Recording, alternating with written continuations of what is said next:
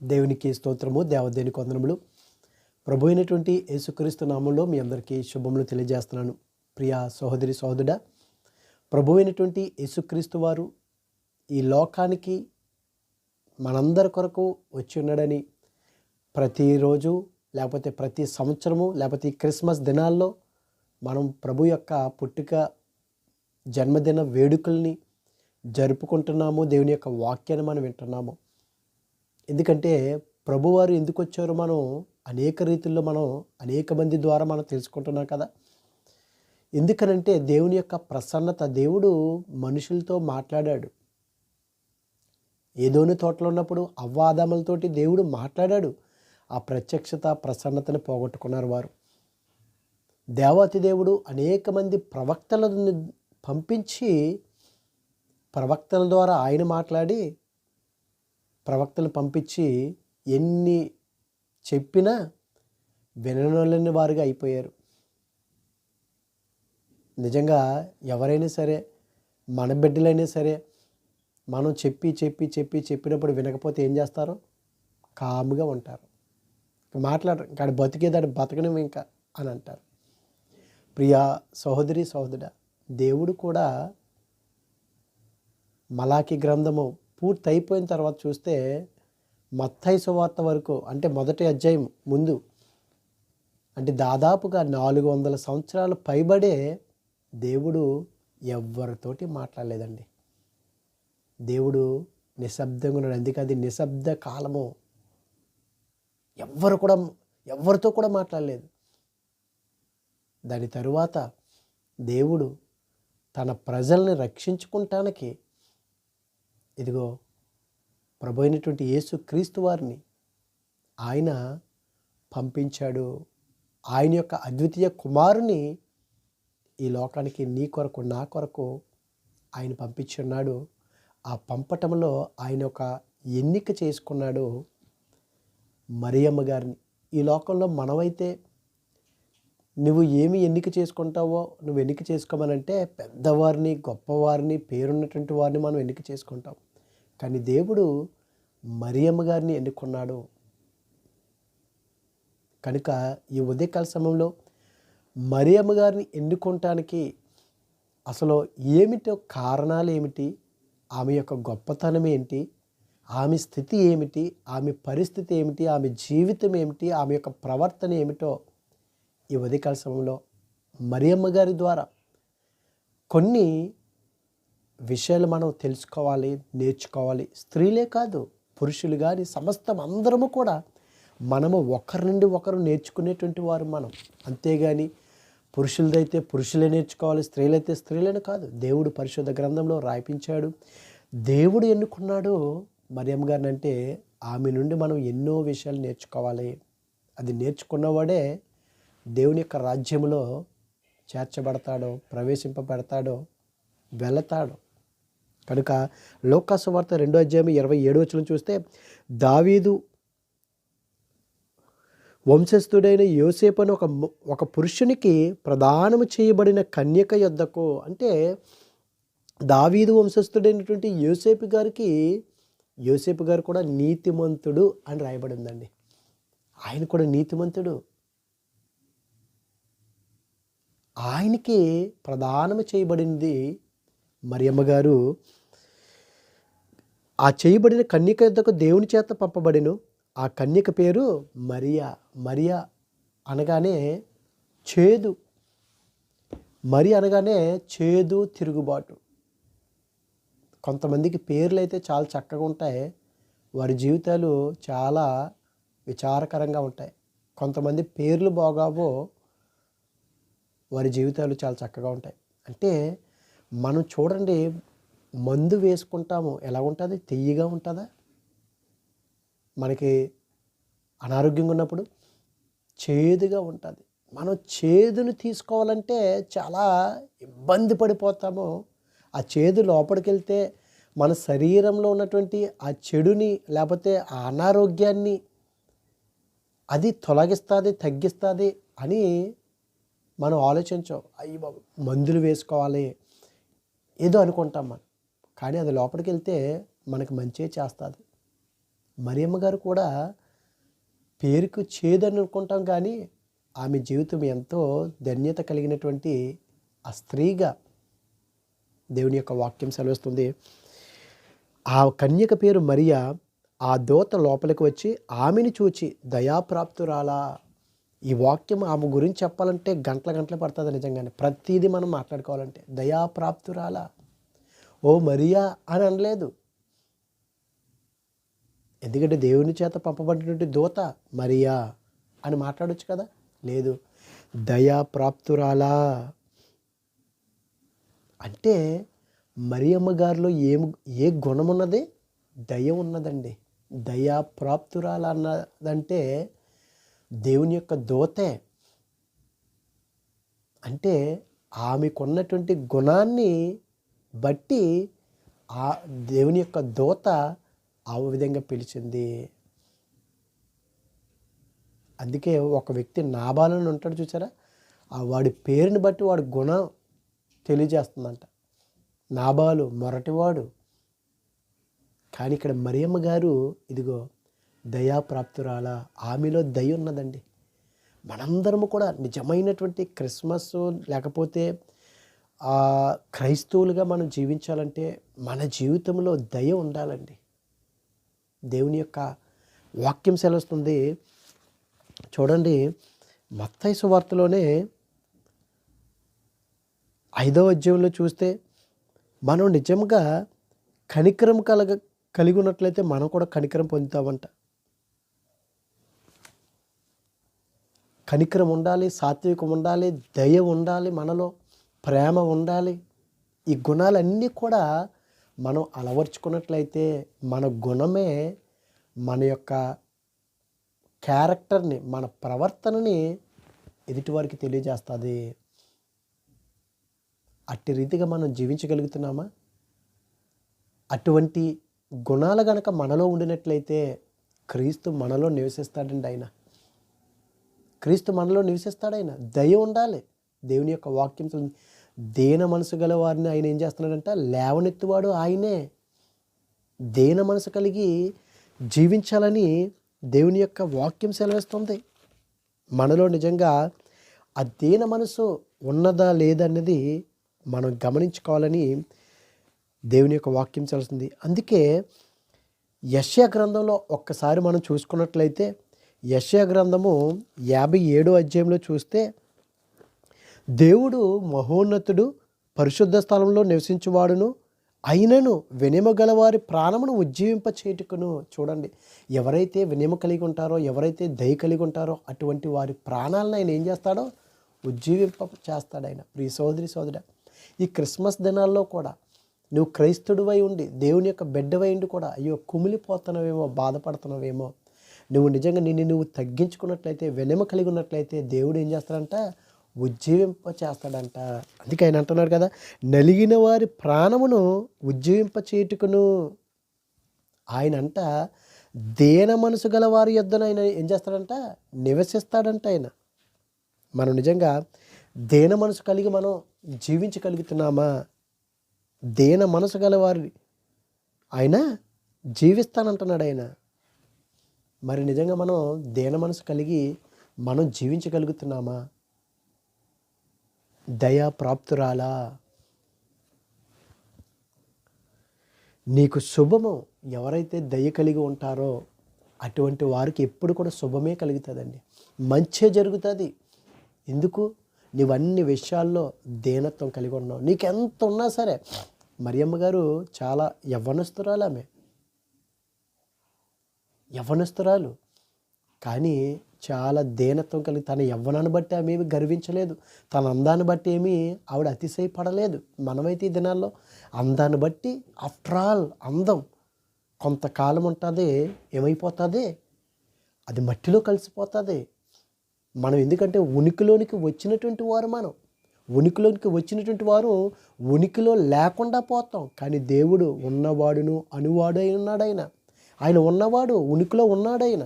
కానీ మనం వచ్చినటువంటి వారు ఉనికిలోనికి మరలా ఉనికిలో లేకుండా పోతాం మనం.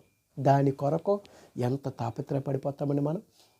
కానీ మరియమ్మ గారు అయితే అట్టి విధంగా కాకుండా ఆమెలో ఎటువంటి అతిశయము లేదు. ఈ దినాన అనేక మంది స్త్రీలు కానీ, పురుషులు కానీ, యవనస్తులు కానీ వారికి ఉన్నటువంటి ధనాన్ని బట్టి, అందాన్ని బట్టి, బలాన్ని బట్టి, పలుకుబడులను బట్టి, వారు మాట తీరుని బట్టి అతిశయించుకుంటారు.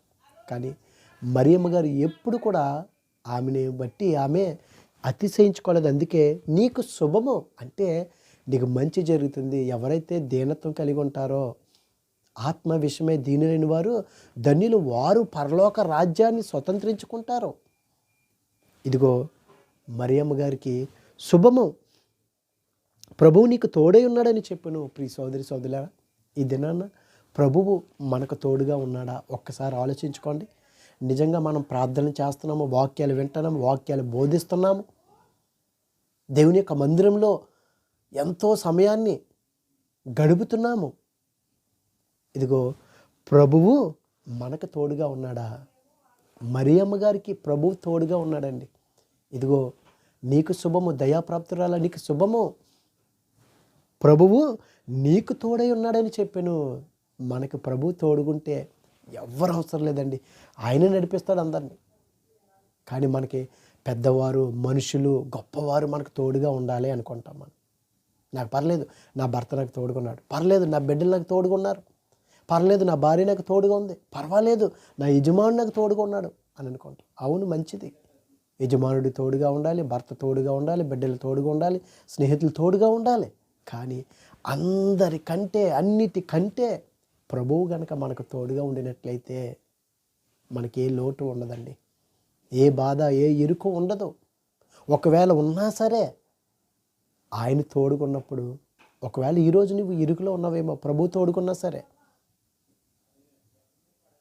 కానీ నువ్వు అది ఓర్చుకున్నట్లయితే ప్రభువు కొరకు నీకు నిజంగా శుభము కలుగుతుంది, ఆశీర్వదించబడతావు. దేవుని యొక్క వాక్యం సెలవుస్తుంది, ఆమె ఆ మాటకు బహుగా తొందరపడి ఈ శుభవచనం ఏమిటో అని ఆలోచించుకొనుచుండగా దూత అంటున్నారు, మరియా భయపడకము, దేవుని వలన నీవు కృప పొందితివి. అవునండి, ఈ దినాల్లో మనకున్నటువంటి ఈ లోకాల్సినటువంటి సమస్యలను బట్టి భయపడిపోతాం. దేవుని యొక్క వాక్యం బలంగా చెప్తుంది, నీ చింత యావత్తు నా మీద వెయ్యి, నీ స్వబుద్ధిని బట్టి నీ స్వబుద్ధిని నువ్వు ఆధారం చేసుకోవద్దు. ఇదిగో పూర్ణ హృదయంతోటి, పూర్ణ ఆత్మతోటి, ఇదిగో నువ్వు నీ ప్రవర్తన అంతటి యందు ఆయనకు అధికారం ఇమ్మంటున్నాడు. ఆయన మన స్వబుద్ధిని ఇప్పుడు కూడా మనం ఆధారం చేసుకోకూడదని మరియమ్మ గారిని ఇదిగో భయపడొద్దు. ప్రియ సోదరి సోదరులారా, మనం ఏ విషయంలో కూడా భయపడవసరం లేదు. ఒకే ఒక్క ధైర్యం మనకి, ప్రభువు మనకు తోడుగా ఉన్నాడు. ప్రభు యొక్క దయ మన మీద ఉన్నది. అప్పుడండి ప్రభు మనకు తోడుగుంటేనే అదే నిజమైనటువంటి క్రిస్మస్. ఈ దినాల్లో పండగలు చేసుకుంటాం, కొత్త బట్టలు వేసుకుంటే ఏదో సంతోషము, తినేస్తే సంతోషము, తాగేస్తే సంతోషము, ఏదో మనకు ఉన్నటువంటి పరిసరాలను శుభ్రం చేసుకుని పెయింట్లు చేసుకుంటే సంతోషం కాదండి. అది కొంతకాలమే, నామమాత్రం సంతోషము, పేరుకు మాత్రమే సంతోషం. కానీ ప్రభువు కనుక మనకు తోడుగా ఉన్నట్లయితే అది ఎంతో సంతోషం అండి, ఎంతో ఆశీర్వాదము. భయపడవద్దు. దేవుని యొక్క దూత చెప్తుంది, దేవుని వల్ల నీవు కృప పొందితివి. మనందరము కూడా దేవుని వలన కృప పొందాలండి, మనుషులు కాదు. మనుషుల యొక్క కృప పొందుకోవాలి, మనుషుల యొక్క ఆ మెప్పు పొందుకోవాలి అని కాదు. దేవుని యొక్క మెప్పు పొందుకోవాలంటే దేవునికి అనుగుణంగా, దేవుని యొక్క మనసును ఎరిగి మనం నడుచుకోవాలండి. అప్పుడండి నిజంగా దేవుని యొక్క కృపని మనం పొందుకుంటాం. దేవుని యొక్క వాక్యం చదివి, నీ కృప లేనిదే నేను బ్రతకలేనిది. అవును ప్రియ సహోదరి సహోదరులారా, మనం దేవుని యొక్క కృప లేకపోతే మనం బ్రతకలేము. మనం బ్రతకాలంటే, మనం జీవించాలంటే, అనేక మందికి మాదిరికరంగా మనం జీవించాలంటే దేవుని యొక్క కృప మనకు ఉండాలి. ఆ కృప మరియమ్మ గారు పొందుకున్నారు. చూడండి ఎన్ని పొందుకున్నారో. ఆమెలో దయ ఉన్నది, ఆమెకు ప్రభు తోడుగా ఉన్నాడు. ఇంకా దేవుని యొక్క కృపను పొందుకుంది. ఇదిగో నీవు గర్భము ధరించి కుమారుని కని ఆయనకు యేసు అని పేరు పెట్టెదవు. ఆయన గొప్పవాడై సర్వోన్నతిని కుమారుడనబడును. ప్రభు అయిన దేవుడు ఆయన తండ్రి అయిన దావీదు సింహాసనమును ఆయనకిచ్చును. ఆయన యాకోబు వంశస్థులను యుగ యుగములను ఏలును. ఆయన రాజ్యము అంతము లేనిదై ఉండినని ఆమెతో చెప్పాను. ఎంత సంతోషకరమైన మాట అండి. ఆయన ఏం చేస్తాడైనా, ఆయన దావీదు సింహాసనం ఆయనకిచ్చును, ఆయన యాకోబు వంశస్థులు యుగ యుగములను ఏలును, ఆయన రాజ్యము అంతము లేనిదై ఉండెను. అటువంటి మహారాజు, సర్వోన్నతుడు, మహాగణుడు మరియమ్మ గారు గర్భంలో ఆయన జన్మిస్తున్నాడంటే ఎంత దయాప్రాప్తురాలు, ఎంత అదృష్టవంతురాలండి నిజంగానే. ఆ ధన్యత మనం దక్కించుకోకూడదా? దేవుడు, ప్రభువా నువ్వు నాలో జన్మించండి అయ్యా. ఆ దినాన్న ప్రభువారు, దేవాతి దేవుడు మరియమ్మ గారిని ఎన్నుకున్నాడు. ఈ దినాన్న ప్రభువా నా హృదయంలో జన్మించండి అయ్యా. చీకటి బ్రతుకులో ఉన్నానయ్యా, ఇదిగో నేను గొప్ప వెలుగును నేను చూడాలయ్యా అని నువ్వు నిజంగా ఒక ఆశ కలిగి ఉన్నట్లయితే, మరియమ్మ గారికి ఎటువంటి శుభము కలిగిందో, ఎటువంటి దయని దేవుడు అనుగ్రహించాడో, దేవుడు ఏ విధంగా అయితే తోడుగా ఉన్నాడో, ఈ దినాన్న మనకు కూడా తోడుగా ఉంటాడండి. దేవుడు పక్షపాతి కాదు. నచ్చిన వారి దగ్గరే ఉండటం, నచ్చని వారి దగ్గర కాదు. ఆయన బిడ్డలు మన అందరము కూడా, ఆయన ఎప్పుడు కూడా ఆయన బిడ్డలో సంతోషంగా ఉండాలని కోరుకునే గొప్ప దేవుడు. అందుకు మరియా, నేను పురుషుని ఎరగని దానినే, ఒక టీనేజ్ ఆ ఏజ్లో ఉన్నారు మరియమ్మ గారు. అయ్యో నేను పురుషుని ఎరగని దానినే, ఆమెకు తెలుసు, ఆమెకు జ్ఞానం ఉన్నది. నేను పురుషుని ఎరగని దానినే అన్నప్పుడు ఇదెలాగూ జరిగినని దూతతో అనగా, దూత పరిశుద్ధాత్మ నీ మీదకి వచ్చును, సర్వోన్నతుని శక్తి నిన్ను కమ్ముకొనును గనుక పుట్టబో శిశుకు పరిశుద్ధుడై దేవుని కుమారుడు అనబడును. చూడండి ఏమని, నీ మీదకి పరిశుద్ధాత్మ నీ మీదకి వచ్చును. ఎన్ని పొందుకున్నదండి ఈమె నిజంగా. ఇంకా ఒక్కొక్కటి 10 సార్లు చెప్తే పరిశుద్ధాత్మను పొందుకున్నది. ఈ దినాన్న బాప్తిసం తీసుకున్నాం, మనం పరిశుద్ధాత్మ పొందుకున్నామా? పరిశుద్ధాత్మ అనే వరాన్ని అపోస్తలుడు పేతురు గారు ఆదిమ సంఘంలో వాక్యం చెప్తున్నప్పుడు వారి యొక్క మనసు గుచ్చుకొని నొచ్చుకొని, అయితే మేమేం చేయాలి అన్నప్పుడు, ఇదిగో మీరు బాప్తిసం తీసుకోండి, పరిశుద్ధాత్మ అనే వరాన్ని మీరు పొందుకోండి అన్నప్పుడు నిజంగా వారు పొందుకున్నారు. ఆ పొందుకున్నటువంటి ఆ వరాన్ని నువ్వు నిజంగా నిలబెట్టుకున్నావా, లేకపోతే మరలా పోగొట్టుకున్నావా? పరిశుద్ధాత్ముడు నీలో ఉన్నాడా, లేకపోతే పరిశుద్ధాత్మని నువ్వు బాధపరుస్తున్నావా, గాయపరుస్తున్నావా? నువ్వు చేసేటువంటి పనులను బట్టి, క్రియలను బట్టి, మాటలను బట్టి, నీ ప్రవర్తనను బట్టి. ఇదిగో పరిశుద్ధాత్ముడు మరియమ్మ గారి మీదకి వచ్చాడు. ఈ దినాన్న పరిశుద్ధాత్ముడు కనుక మనలో ఉండినట్లయితే, మన మీద ఉండినట్లయితే, ఆ దినాన్న స్టెఫన్ గారిని కొడుతున్నప్పుడు రాళ్ళతోటి పరిశుద్ధాత్ముడు ఉన్నాడు కనుక, ఇదిగో ఆయన ఆకాశం వైపు తేరి చూచాడు. ఇదిగో సర్వోన్నతుడి ప్రభు అయినటువంటి యేసుక్రీస్తుని ఆయన దేవుని యొక్క ప్రక్కన కూర్చుంటాం ఆయన చూసి ఉన్నాడు. చూడండి అక్కడ మంచి మాటలో, ఆకాశం తెరబొట్టుటి మనుష్య కుమారుడు దేవుని కుడి పార్శ్వమందు. ప్రియ సోదరి సోదరా, పరిశుద్ధాత్మత మన మీద ఉన్నట్లయితే ప్రభువుని చూడగలమండి. ఆ భాగ్యాన్ని మనం దక్కించుకోవాలంటే మరియమ్మ గారిలో ఎన్ని క్వాలిటీస్ ఉన్నాయో ఇవన్నీ కారణం ఆయన ఎన్నుకుంటానికి. మనకి సమయం లేదు, కానీ ఈ అధ్యాయం అంతా కూడా ఇంకా చదివితే ఇంకా అనేక అధ్యాయాలు కూడా రాయబడి ఉన్నది. చూడండి, మరియు నీ బంధువురాలు ఎలిజబెత్ కూడా తన వృద్ధాప్యం మీద ఒక కుమారుని గర్భము ధరించి ఉన్నది, గొడ్రాలబడిన ఆమెకు ఇది 6వ మాసము అని దేవుడు చెప్పిన ఏ మాట అయినా నిరర్ధకము కానరదని ఆమెతో చెప్పాను. చూడండి, ఈ దినాన్ని దేవుని యొక్క వాక్యం సెలవుస్తుంది. దేవుడు ఒక మాట మనతో మాట్లాడితే వాక్య రూపంలో ఆయన చెప్పినటువంటి మాట ఏది కూడా నిరర్ధకం కాదండి. మనం మాట్లాడితే అన్ని వ్యర్థాలే మాట్లాడతాం, అన్నీ వ్యర్థంగానే మాట్లాడతాం. ఒక్కటే పనికొచ్చే మాట మాట్లాడడం మనం ఎప్పుడు కూడా.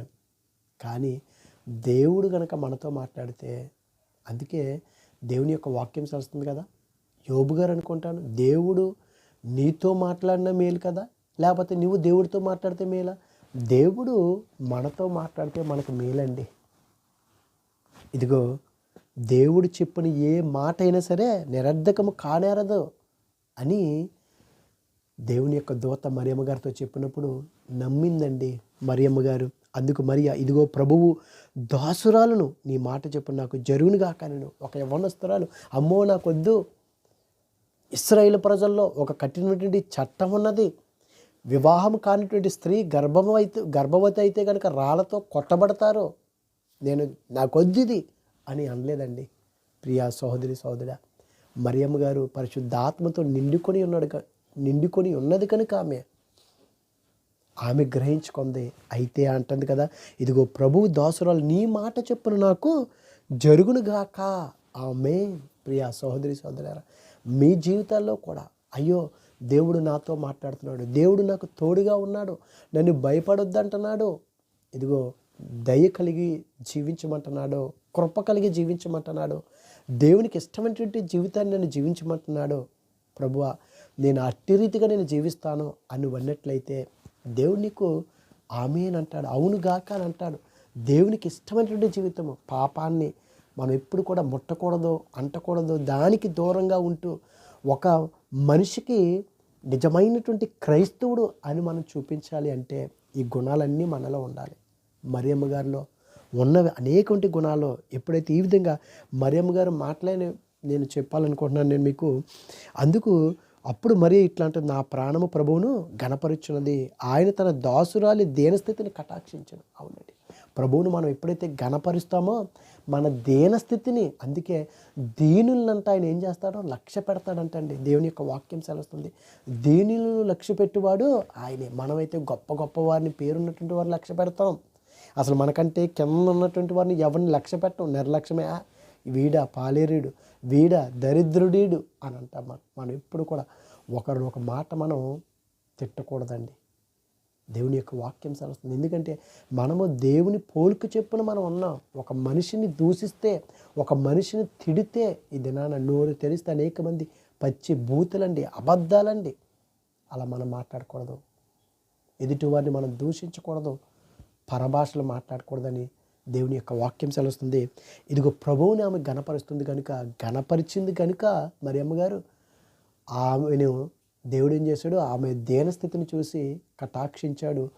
ప్రభువారు ఆమె యొక్క గర్భంలో నుంచి రావటానికి ఆమె గొప్ప భాగ్యాన్ని పొందుకుంది. ప్రియా సహోదరి సహోదరా, పరిశుద్ధాత్మను మనలో ఉండినట్లయితే, ప్రభువు మనకు తోడుగా ఉండినట్లయితే, ఇదిగో దేవుని యొక్క దయ మన మీద ఉండినట్లయితే, దేవుని యొక్క కృపలో మనం జీవించినట్లయితే, ప్రభువారు దేవాతి దేవుడు మనల్ని మన దీనస్థితిని చూసి ఆయన కటాక్షించినట్లయితే మన జీవితాలు మారిపోతాయండి. దేవుని యొక్క పనిలోనే మనం నిత్యం కూడా ఉంటాం.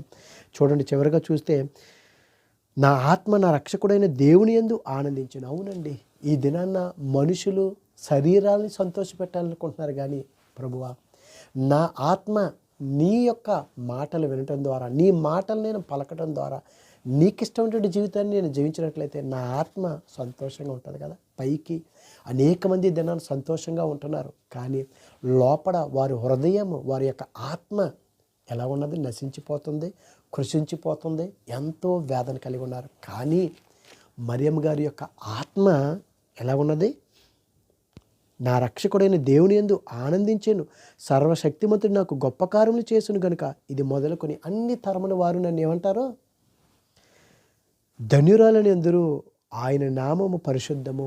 అవునండి, దేవుని యొక్క నామము పరిశుద్ధము. నీ నామము పరిశుద్ధంగా ఉన్నదా? అసలు నువ్వు పరిశుద్ధంగా ఉన్నావా? నీ ఆలోచనలు పరిశుద్ధంగా ఉన్నాయా లేదా? ఒక్కసారి మనం పరీక్షించుకుందాం. ప్రియా సహోదరి సహోదరులారా, ఆయనకు భయపడు వారి మీద ఆయన కనికరము తరతరములు ఉండునండి. ఒకరోజు కాదండి. మనమైతే ఎవరి మీద అయినా సరే, అయ్యో వారు ఇరుకుల్లో ఉన్నారు, అయ్యో తల్లిదండ్రులు కోల్పోయారు, బిడ్డలను కోల్పోయారు, లేకపోతే వారు దీనస్థితిలో ఉన్నారని మనం ఒకరోజు, 2 రోజులు, 10 రోజులు, 1 నెల రోజులు అయితే కనికరం చూపిస్తాం. కానీ దేవుని యొక్క వాక్యం తెలుస్తుంది, ఆయనకి మనం భయపడి, ఆయన మాటకు లోబడి, ఆయన మాటను మనం ఆలకించినట్లయితే ఆయన అంటున్నాడు కదా, ఇదిగో ఆయనకు భయపడే వారి మీద ఆయన కనికరము తరతరములు ఉండును. నిజంగా దేవుని యొక్క కనికరం మన మీద తరతరాలు ఉండాలంటే సత్యాన్ని మనం అనుసరించి నడుచుకోవాలి, సత్యం మీద మనం జీవించాలి. ఎందుకంటే దేవుని యొక్క వాక్యం సంస్కృతి, నేనే సత్యము, నేనే జీవము, నేనే మార్గము అంటున్నాడు. మనం సరైనటువంటి మార్గంలో కనుక మనం వెళ్ళకపోతే, ఏదో వాక్యాన్ని పైగానే మనం చదివేసుకొని దేవుడు నన్ను ఆస్వాదించేస్తాడు, దేవుడు నన్ను దీవించేస్తాడు, ఉన్నతమైన స్థితిలో పెట్టేస్తాడు అనుకుంటాం. కాదండి, వాక్యం ఏదైతే మాట్లాడుతుందో ఆ సత్యాన్ని కనుక మనం గ్రహించినట్లయితే నిజమైనటువంటి ఆశీర్వాదం అంటే ఏదో మనకి డబ్బు, కార్లు, బంగ్లాలు ఉండటం కాదు. ప్రభువు మనకు తోడుగా ఉండటమే ఆశీర్వాదము. ప్రభువు మనలో ఉన్నటువంటి చెడుతనాన్ని తీసివేయటమే ఆశీర్వాదం. మన పాపాలని ఆయన క్షమించడమే గొప్ప ఆశీర్వాదమే. ఇంకంతకు మించి ఏం కావాలి మనకి? ఈ లోకంలో మనకి ఏది శాశ్వతం కాదు కదా. అది కనుక మనం గమనించుకున్నట్లయితే దేవుని యొక్క వాక్యం సెలవుస్తుంది, ఆయన తన బాహుతో పరాక్రమం చూపెను, వారి హృదయములో ఆలోచన విషయమే గర్విష్ఠులను చెదరగొట్టును, సింహాసనముల నుండి బలవంతులను పడద్రోసి దీనులు ఎక్కించును. చూడండి, బలవంతులనేమో సింహాసనం నుండి తోసివేసి దీనులను ఎక్కిస్తాడంట. ఆకలి కొని వారిని మంచి పదార్థంతో సంతృప్తిపరిచి ధనవంతులను వట్టి చేతులతో పంపివేసును. అబ్రహామునకును అతని సంతానమునకు యుగాంతం వరకు తన కనికరము చూపు జ్ఞాపకము చేసుకుందునని మన పితరులతో సెలవిచ్చినట్టు ఆయన తన సేవకుడైన ఇశ్రాయేలుకు సహాయం చేసెను. ఈ విధంగా మరియమ్మ గారు మాట్లాడుతూ నిజంగా 2వ అధ్యాయానికి వచ్చేసినప్పుడు అక్కడ గొల్లలు వచ్చి మాట్లాడినప్పుడు నిజంగా ఆమె ఎంత దీనత్వం కలిగినటువంటిదండి.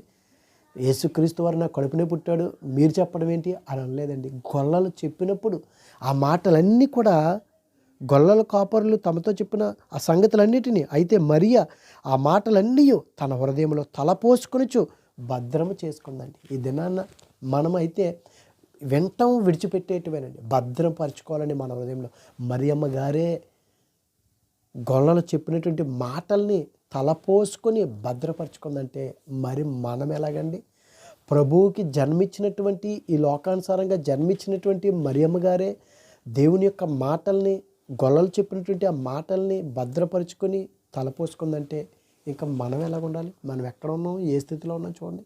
మనకు మాట్లాడితే కోపము, నోరు విప్పితే భయంకరమైన మాటలు, మన చూపులు, ఆలోచనలు, ప్రవర్తనలు ఒకసారి ఆలోచించుకోండి ప్రియా సోదరి సోదరులారా. అందుకే ఎప్పుడైతే ఆ యొక్క యెరూషలేములోనికి అవి వచ్చినప్పుడు, ప్రభువారికి సున్నతి చేయించడానికి వచ్చినప్పుడు సిమియోను కూడా అంటాడు, సిమియోను వారిని దీవించి ఇదిగో అనేక హృదయాలోచనలు బయలుపడినట్లు ఇశ్రాయేలులో అనేకులు పడుటకును తిరిగి లేచుటకును వివాదాస్పదమైన గుర్తుకి ఈయన నియమింపబడి ఉన్నాడు. మరియు నీ హృదయములోనికి ఒక ఖడ్గము దూసుకుని పోవునని ఆయన తల్లి అయిన మరియతో చెప్పాను. ఇదిగో మరియమ్మ గారు, మీ హృదయంలోనికి ఒక ఖడ్గము దూసుకుపోవును. అయ్యో ఎంత బాధాకరం అండి. ఒక ఖడ్గము హృదయంలో గుచ్చుకున్నట్లయితే ఎంత భయంకరంగా ఉంటుంది. ఆ మాట మరియమ్మ గారితో చెప్పినప్పుడు నిజంగా ఆమె హృదయం ఏ విధంగా ఉండి ఉంటుందో చూడండి.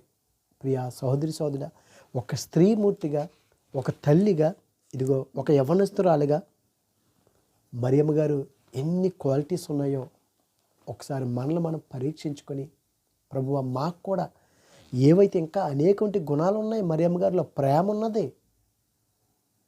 మనమైతే ధనవంతుల్ని మనం ఆదరిస్తాము, ముట్టుకోవద్దు అంటాం. మనం అట్టి రీతిగా కాకుండా ప్రియ సహోదరి సోదరులారా, గొల్లలు చెప్పిన మాటలు విన్నారు మరియమ్మ గారు, దేవదూత చెప్పినటువంటి మాట విన్నది.